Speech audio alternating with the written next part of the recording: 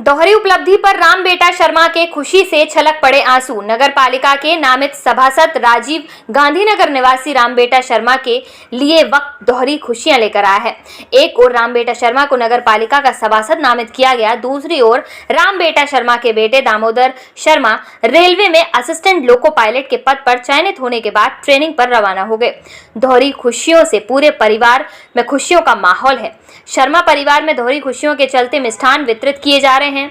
राम बेटा शर्मा समाज सेवी छवि के लिए जाने जाते हैं। राम बेटा शर्मा समाज के लिए एक प्रेरणा बन चुके हैं। 2003 में पत्नी के निधन के बाद राम बेटा शर्मा ने 5 बच्चों की परवरिश और पढ़ाई लिखाई का जिम्मा खुद उठाते हुए कठिन परिश्रम कर बच्चों को हमेशा पढ़ाई के लिए प्रेरित किया। उनके बच्चों ने भी उनका भरपूर साथ दिया। उसी का परिणाम उनके 2 बेटे सेंट्रल गवर्नमेंट जॉब में हैं। एक बेटा हरेंद्र रेलवे में शिकोहाबाद में तैनात है, तो दूसरा बेटा दामोदर रेलवे में ही असिस्टेंट लोको पायलट के पद पर चयनित होकर कानपुर ट्रेनिंग के लिए रवाना हो गया। राम बेटा शर्मा इस उपलब्धि पर भावुक हो गए और अन्य सभी बच्चों के लिए संदेश देते हुए कहा कि ईमानदारी और मेहनत से किया गया परिश्रम कभी व्यर्थ नहीं जाता। बच्चे लगन से पढ़ें और सफलता से मुकाम को छुएं।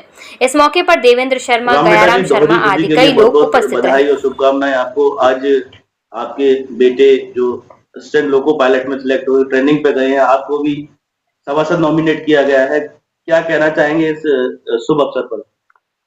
जीवन में बहुत लंबे संघर्ष के बाद आज हमें दोहरी खुशी प्राप्त हुई और विशेष तौर से मेरा बेटा जो लोको पायलट में सेलेक्ट हुआ है उसके लिए तो हमें बहुत ज्यादा, हमारे परिवार को भी और हमको।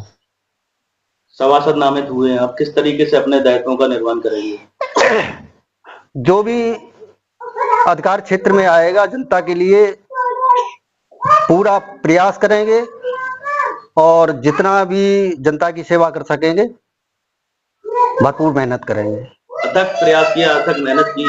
मालूम पड़ा कि 2003 में आपकी पत्नी का निधन हो गया, तो बच्चे छोटे छोटे थे। उस समय आपको दोहरी जिम्मेदारी निभानी पड़ी, एक पिता की भी एक माँ की भी। कैसा संघर्ष रहा उसके बारे में थोड़ा? इसके लिए मनुष्य का जीवन ही संघर्ष होता है और संघर्ष से ही आगे की उन्नति प्राप्त होती है। तो संघर्ष करना मनुष्य के लिए आवश्यक है। संघर्ष तो झेलना पड़ा, लेकिन आज उस संघर्ष की जो पीड़ा है वो धीरे धीरे कम हो गई है। जो भी दुख हुआ है उस समय वो आज पीड़ा समाप्त हो गई। आपने अपने बच्चों को इतने अच्छे संस्कार दिए हैं। अभी मालूम पड़ा कि आपका परिवार आज भी सहयोग है, जो अमूमन ज्यादातर जगह देखने को नहीं मिलता है। किस तरीके से बच्चों को, अन्य बच्चों को आप मैसेज देना चाहेंगे? बच्चों को चाहिए माता पिता की आज्ञा का पालन करें और उनके बताए हुए अच्छे संस्कारों का पालन करें। शिक्षा के स्तर पे दोस्ती, अनलीगल टाइप की दोस्तियों को छोड़ करके पढ़ाई पर विशेष ध्यान देकर, जैसा मैंने अपने बच्चों को सिखाया है, मेरे बच्चों ने उसको करके दिखाया है। ये मैसेज मैं समाज के सभी बच्चों को देना चाहूंगा कि मेहनत से पढ़ें और आगे बढ़ें।